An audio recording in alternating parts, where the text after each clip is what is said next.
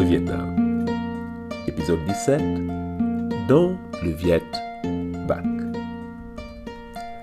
Bonjour. La semaine dernière, je vous avais promis de vous raconter cette semaine l'arrivée en Indochine du général Delattre.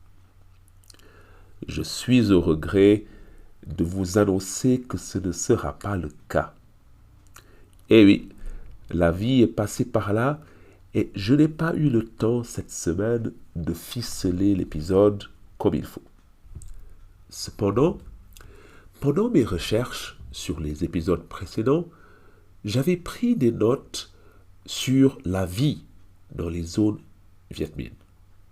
Et oui, on n'y pense pas beaucoup quand on est pris dans le grand jeu entre Ho Chi Minh, Bao Dai, Léon Pignon, etc. Mais quelles étaient les conditions de vie dans les maquis Viet Minh, dans le Viet Bac?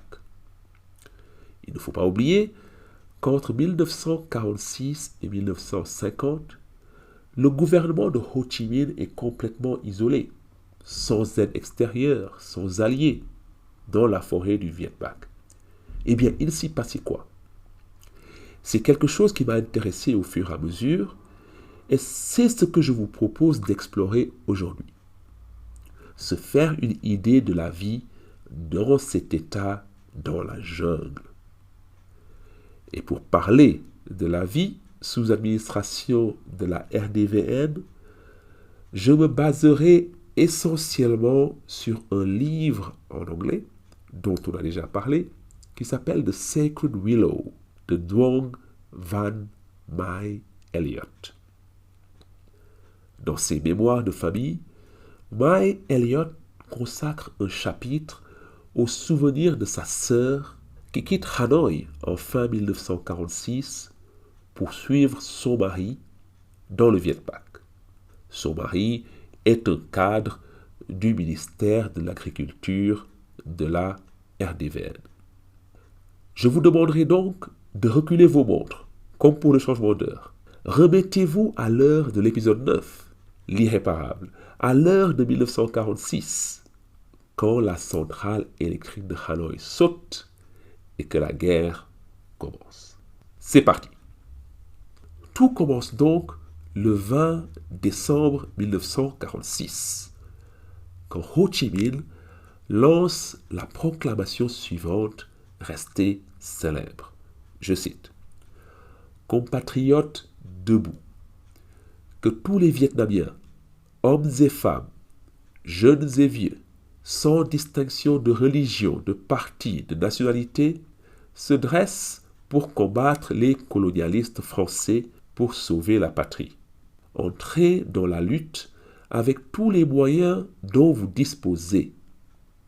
Que celui qui a un fusil se serve de son fusil, que celui qui a une épée se serve de son épée, et si l'on n'a pas d'épée, qu'on prenne des pioches et des bâtons. Nous devons sacrifier jusqu'à la dernière goutte de notre sang pour défendre le pays. » Fin de citation. C'est le signal des hostilités sur tout le territoire. Ces hostilités permettent la fuite du gouvernement de Ho Chi Minh, qui quitte Hanoï pour se réfugier dans le Viet Bac, dans la haute région du Nord, ainsi que les troupes régulières du Viet Minh.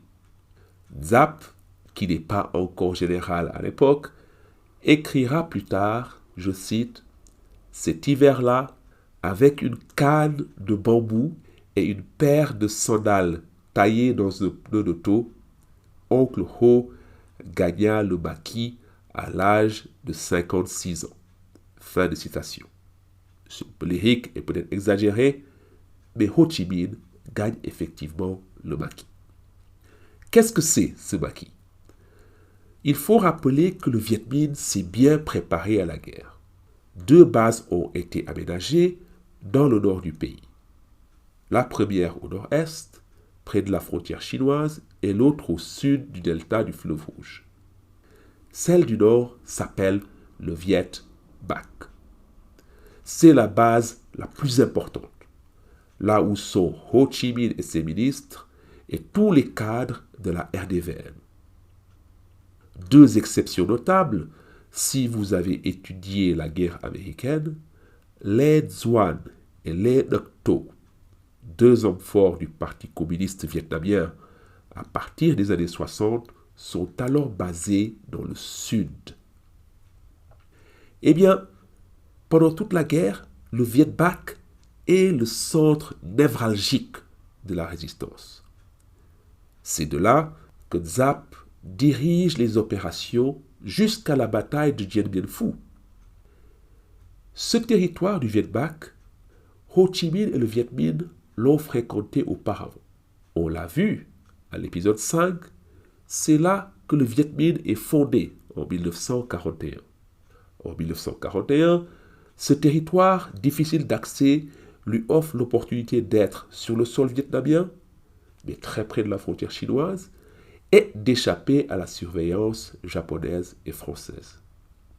Car c'est un territoire très accidenté, avec de hautes collines et une végétation très dense. Le tout parsemé ici et là de pics calcaires et de grottes très discrètes. Il présente donc deux avantages, à savoir qu'il est difficile d'accès, mais aussi facile à défendre contre d'éventuels envahisseurs.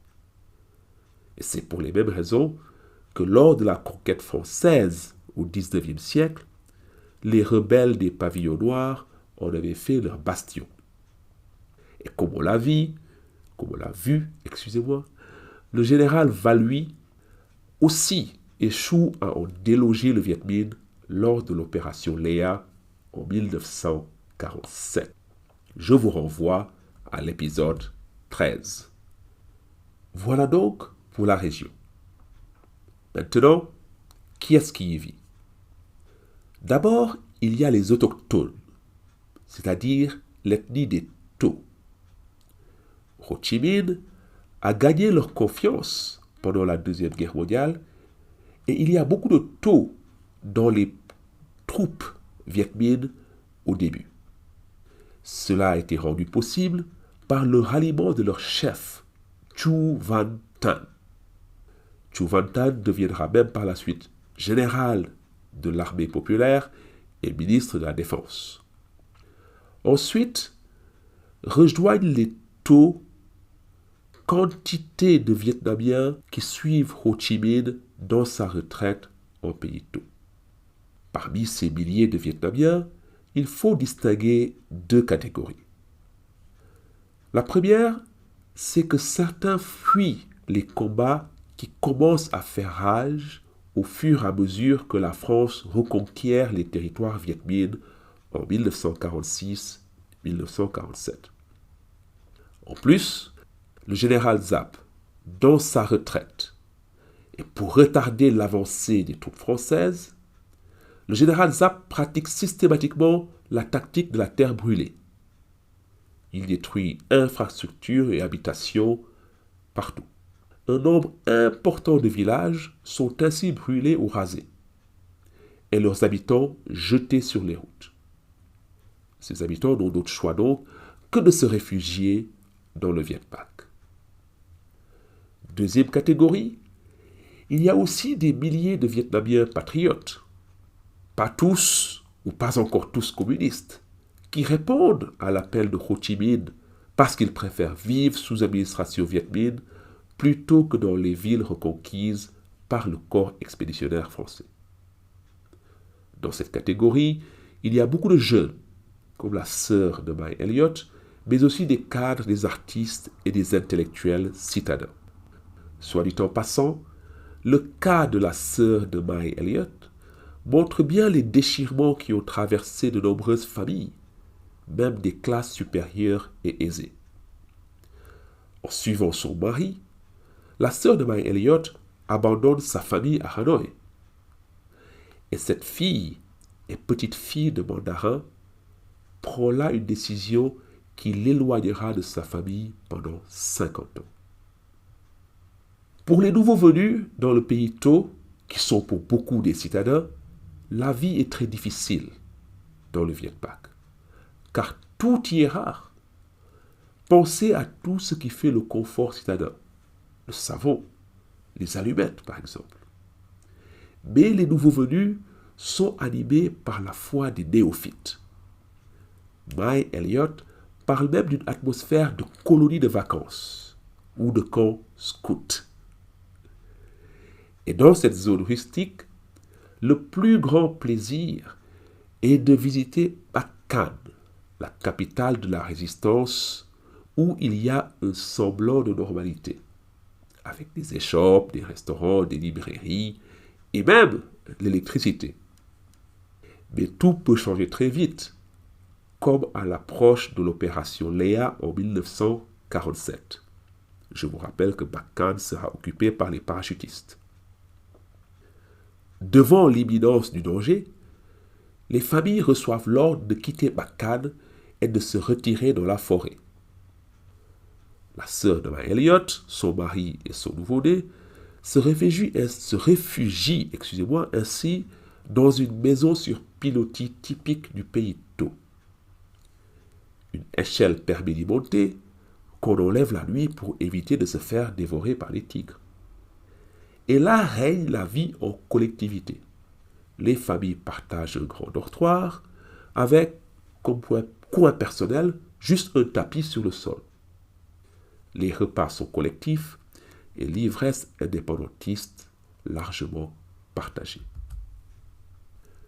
Pendant cette période, le gouvernement de Ho Chi Minh fait face à de nombreux défis. Mais premièrement, il s'efforce de maintenir un semblant de continuité administrative. Mais comment faire gouvernement si loin de Hanoï? Les ministères et leurs services sont dispersés dans la forêt. Mais essaye de maintenir des réunions hebdomadaires, des déplacements professionnels, ce qui est compliqué, car il faut changer de base fréquemment pour éviter d'être détecté. Et les déplacements sont périlleux. Les réunions quelquefois impossibles à cause des combats et des bombardements. Le beau-frère de Mai Elliott est un cadre du ministère de l'Agriculture. Et les cadres vivent en collectivité, comme à l'armée. Réveil à 6 heures, petit déjeuner, 7 heures au travail, midi déjeuner, etc. 2 ou 3 fois par semaine, le commissaire politique assigné au service se livre à une session de propagande pour booster le moral des cadres. On passe en revue les dernières victoires de la résistance et on finit par des harangues de motivation. Et dans cette atmosphère collective, ce qui est frappant, c'est qu'il n'y a pas de place pour le découragement ou pour le pessimiste. Ou en tout cas, personne n'ose les exprimer au public. Le deuxième défi majeur des habitants du Viet Bac, eh bien, c'est de se nourrir. Bien sûr, le Viet Minh a stocké du riz et des vivres avant la guerre. Mais avec des milliers de populations déplacées et une armée à nourrir, le gouvernement de Ho Chi Minh fait face à un défi alimentaire immense. Et pourquoi ce défi est immense? Eh bien, parce que le delta du fleuve Rouge, grenier à riz de cette partie du Vietnam, est maintenant sous contrôle de la France. Sans accès au riz du delta, le Viet Minh n'a d'autre choix que d'ordonner à toutes les populations du Viet Bac de produire leur propre nourriture, en guise de contribution à la lutte de libération nationale. Or, ce n'est pas une mince affaire pour ces Vietnamiens qui viennent de la plaine et qui sont peu habitués au climat et à la terre, au sol des hauts plateaux. Je ne parle même pas des citadins qui sont habitués à une alimentation à la française. Bref, autant vous dire que c'était le temps des buffles maigres dans le Viet Bac. Troisième défi, la santé. Les services de santé de la RDVN sont dirigés par un cousin de Bao Dai, le docteur Ton That Thum, qui a quitté sa vie bourgeoise pour suivre Ho Chi Minh dans la forêt. Et là, c'est le système D.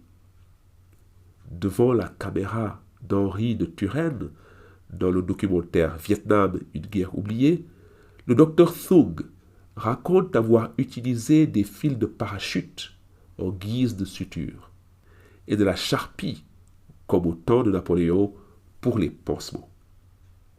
Mais tout le monde n'a pas accès au service du docteur Thung, qui soigne d'abord les soldats.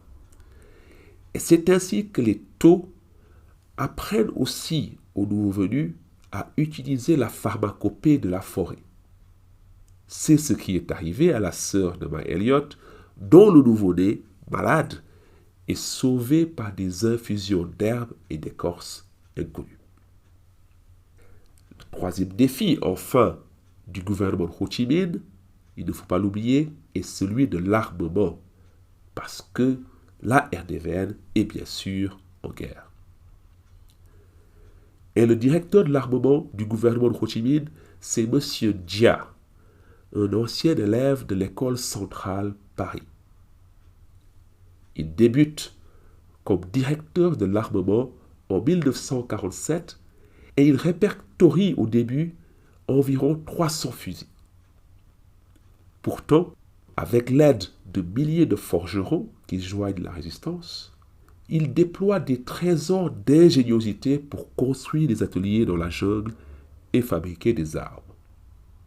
Par exemple, à partir d'un modèle américain, il fabrique un bazooka avec de l'acier pris sur les chemins de fer et des explosifs français. Ces ateliers finiront par produire 500 000 bazookas. Autre exemple, M. Dia demande aux paysans de récupérer les boîtes de conserve des rations militaires françaises. Et il s'en sert pour fabriquer des ailettes de mortier. On le sait aujourd'hui, Ho Chi Minh finira par gagner son pari.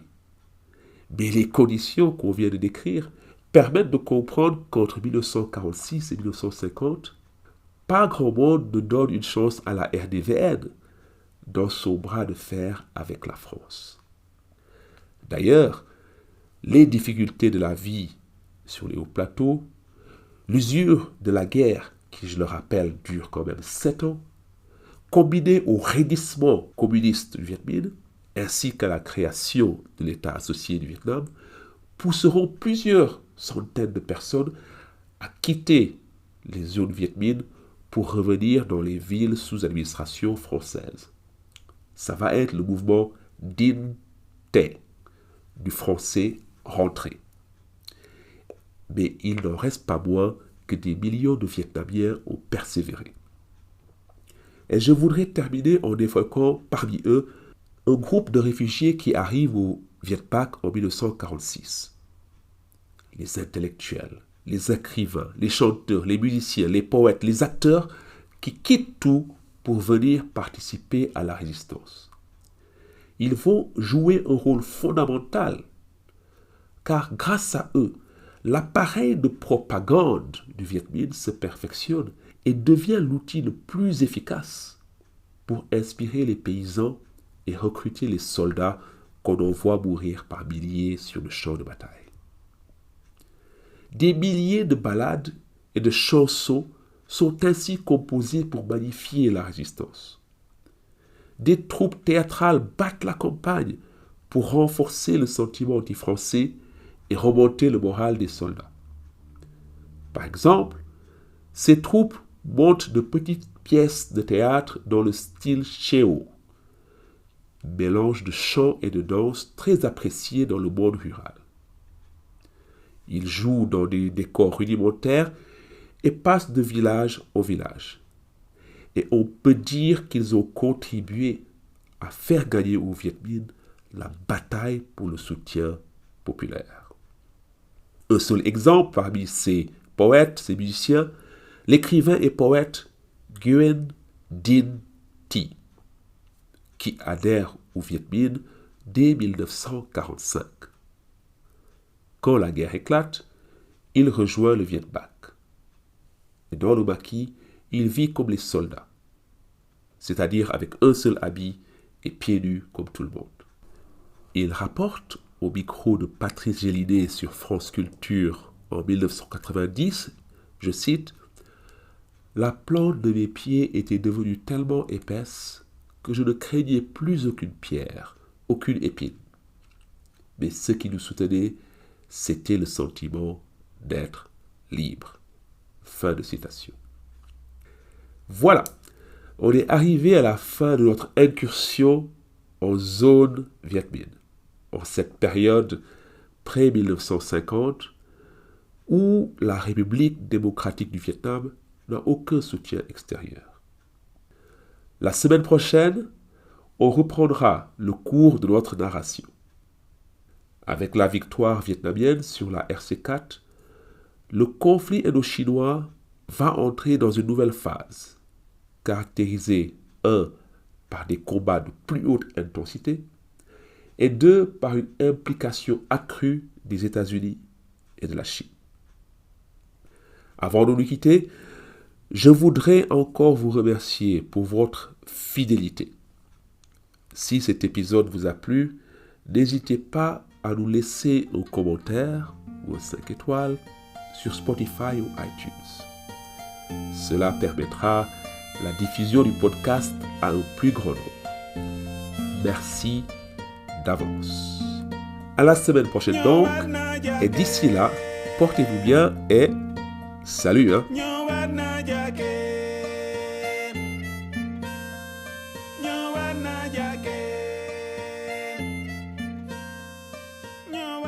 Jackie.